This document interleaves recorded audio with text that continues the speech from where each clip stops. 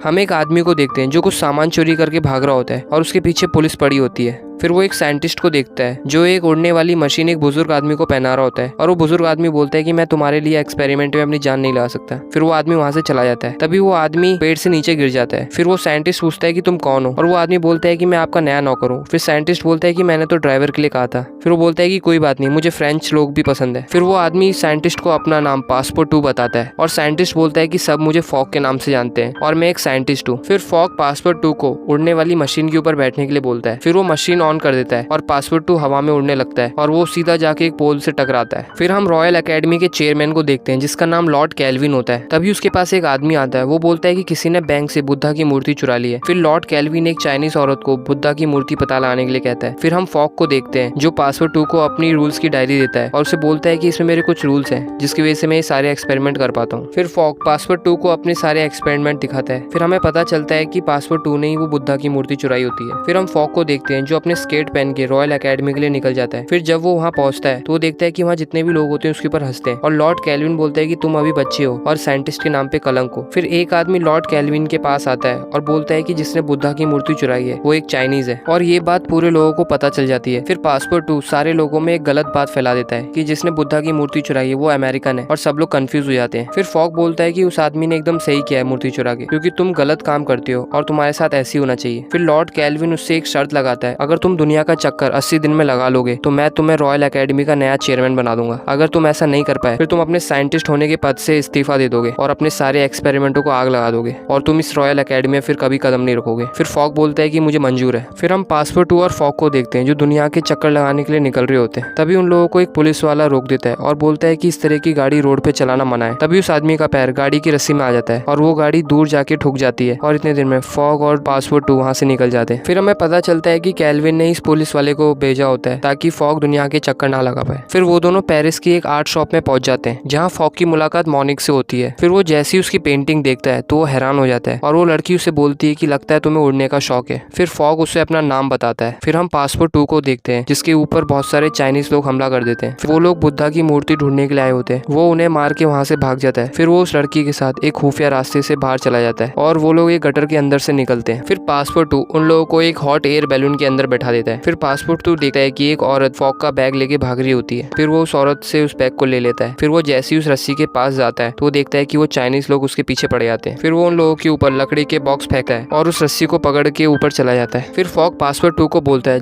हम जैसे ही स्टेशन पहुंचेंगे तो इस लेडी को हम वहीं उतार देंगे। फिर मॉरिक बोलती है कि मैं भी तुम्हारे साथ चलना चाहती हूँ और फॉग बोलता है कि तुम हमारे साथ नहीं जा सकती हो। फिर मॉरिक बोलती है कि मैं तुम्हारे साथ नहीं जा रही हूँ, तुम मेरे साथ आ रही हो। फिर हम ट्रेन का सीन देखते हैं जहाँ मॉरिक पासपोर्ट 2 से पूछती है कि तुम फॉग को क्यों पागल बना रहे हो। फिर पासपोर्ट 2 बोलता है कि मेरे गाँव से एक बुद्धा की मूर्ति चुरा ली थी और मैं उस बुद्धा की मूर्ति को वापस अपने गाँव लेके जा रहा हूँ। फिर मॉरिक बोलती है कि मैं तुम्हारा ये सीक्रेट किसी को नहीं बताऊंगी, बदले में तुम लोग मुझे अपने साथ लेके चलोगे। फिर पासपोर्ट 2 बोलता है कि ठीक है। फिर हम पासपोर्ट 2 को देखते हैं जो फॉग की रूल की डायरी को देख के कॉफी बना रहा होता है। तभी वो गर्म पानी उसकी मूर्ति पे गिर जाता है और उसको वो पुलिस वाला देख लेता है। फिर वो पुलिस वाले को ट्रेन से बाहर फेंक देता है। फिर वो जैसे ही तुर्की पहुंचते हैं तो प्रिंस के आदमी उन लोगों को अपने साथ चलने के लिए बोलते हैं। फिर हम प्रिंस को देखते हैं जिसको गाने का बहुत शौक होता है और वो मॉरिक को अपना स्टैचू दिखाता है और उसको बोलता है कि कोई मेरे स्टैचू को हाथ लगाए उसे पसंद नहीं है। फिर वो लोग जब बात कर रहे होते हैं तो प्रिंस बोलता है कि मॉरिक से मैं शादी करूंगा और ये अब यहीं रहेंगी। फिर वो प्रिंस फॉग और पासपोर्ट 2 को वहाँ से जाने के लिए कहता है और वो दोनों उसकी मूर्ति को टेढ़ा कर देते हैं और उसको धमकी देते हैं कि अगर तुम लोग यहाँ से नहीं गए तो हम तुम्हारी मूर्ति को तोड़ देंगे। फिर वो लोग वहाँ से जब चले जाते हैं तो उसकी मूर्ति गलती से टूट जाती है। फिर वो सब उसके पीछे पड़ जाते हैं और वो लोग वहाँ से जल्दी से भाग जाते हैं। फिर हम लॉर्ड कैल्विन को देखते हैं। उसको एक आदमी बोलता है जिसने बुद्धा की मूर्ति चुराई है वो फॉग का आदमी है। फिर लॉर्ड कैल्विन बोलता है कि उन लोगों को वांटेड घोषित कर दो और उनके पीछे पुलिस लगा दो। फिर एक आदमी बोलते हैं कि वो लोग आगरा पहुंचने वाले हैं। फिर लॉर्ड कैल्विन पूरी पुलिस फोर्स को आगरा भेज देता है। फिर हम पासपोर्ट 2 को देखते हैं जो देखता है कि उन लोग पुलिस ढूंढ रही होती है। फिर वो लोग औरत के कपड़े पहन के वहाँ से निकल रहे होते हैं। तभी वो पुलिस वाला पासपोर्ट 2 को देख लेता है कि हाथ में हथकड़ी लगा देता है। तभी एक आदमी उन लोगों के ऊपर हमला कर देता है। फिर पासपोर्ट 2 उस आदमी को मार के वहाँ से भाग जाता है। फिर वो फॉग और मॉरिक को अपने गाँव लेके जाता है। फिर पासपोर्ट 2 एक आदमी को बुद्धा की मूर्ति देता है। फिर पासपोर्ट 2 की माँ फॉग को एक ड्रिंक पिलाती है जिसकी वजह से उसे नशा हो जाता है और नशे की हालत में वो पासपोर्ट 2 के कमरे में चला जाता है। फिर वो देखता है कि वहाँ बहुत सारी फोटो होती है और उसे पता चलता है कि ये पासवर्ड 2 का गाँव है और ये उसके परिवार वाले हैं। फिर फॉग पासवर्ड 2 को बोलता है कि तुमने मुझे धोखा दिया है और सारी बातें तुमने मुझसे झूठ बोली हैं। फिर मॉरिक बोलती है कि ये इसकी मजबूरी थी। फिर वो बोलता है कि तुमने भी मुझे कुछ नहीं बताया, तुम लोगों ने मेरा इस्तेमाल किया है। फिर वो वहाँ से चला जाता है। दूसरे सीन में हम देखते हैं कि उन तीनों को एक लकड़ी के बॉक्स में बंद कर देते हैं। फिर वो आदमी पासवर्ड 2 से पूछता है कि वो बुद्धा की मूर्ति कहाँ है और वो उन लोगों को कुछ नहीं बताता है। फिर वो आदमी पासवर्ड 2 को लड़ने के लिए कहता है और वो उसको बहुत मारता है। तभी हम वहाँ पर उस आदमी को देखते हैं जिसको पासवर्ड 2 ने उस बुद्धा की मूर्ति दी थी। फिर वो अपने लोगों को बुला लेता है और वो लोग उस आदमी को बहुत मारते हैं और वहाँ से भगा देते हैं। फिर फॉग दुनिया का चक्कर लगाने के लिए अकेले निकल जाता है और वो सैन फ्रांसिस्को पहुंचता है जहाँ उसका बैग एक औरत चुरा लेती है। फिर हम कुछ दिन बाद देखते हैं कि फॉग की हालत बहुत खराब हो गई है और एक आदमी उससे पूछता है कि क्या हुआ। वो बोलता है कि एक औरत ने मेरा बैग चुरा लिया जिसमें मेरे पैसे रखे थे। फिर वो अपनी डायरी में मॉरिक की पेंटिंग देखता है। उसे देख के वो बहुत इमोशनल हो जाता है। तभी उसे ढूंढते हुए मॉरिक और पासवर्ड 2 आ जाते हैं और वो उन दोनों को देख के बहुत खुश होता है। फिर हम उन लोगों को एक डेजर्ट में देखते हैं। तभी फॉग को वहाँ 2 लोग मिलते हैं जो अपना नाम राइट ब्रदर्स बताते हैं और वो लोग फॉग को अपने एरोप्लेन की डिजाइन दिखाते हैं और फॉग उसकी डिजाइन देख के बहुत इंप्रेस होता है और वहाँ से चला जाता है। फिर वो लोग न्यूयॉर्क पहुंचते हैं जहाँ सब लोग उन लोगों को सपोर्ट कर रहे होते हैं और एक पुलिस वाला ऑटोग्राफ के बहाने उन लोगों को एक जगह ले जाता है जहाँ एक चाइनीज औरत होती है। वो चाइनीज औरत पासवर्ड 2 पर हमला कर देती है और उन दोनों के ऊपर एक भारी सी चीज गिर जाती है और फॉग देखता है कि पासवर्ड 2 जिंदा होता है और वो बताता है कि तुम्हारी रूल बुक ने मुझे बचा लिया। फिर वो लोग एक शिप में बैठ जाते हैं। फिर शिप का कैप्टन बोलता है कि हमारा कोयला खत्म हो गया है। फिर फॉग बोलता है फिर हम लंदन कैसे पहुंचेंगे। तभी फॉग के दिमाग में एक आइडिया आता है कि वह राइट ब्रदर के डिजाइन जैसा एक एरोप्लेन बनाएगा। फिर वो लोग एरोप्लेन बनाने लग जाते हैं और वो जब रेडी हो जाता है तो उसे देख के बहुत खुश होता है।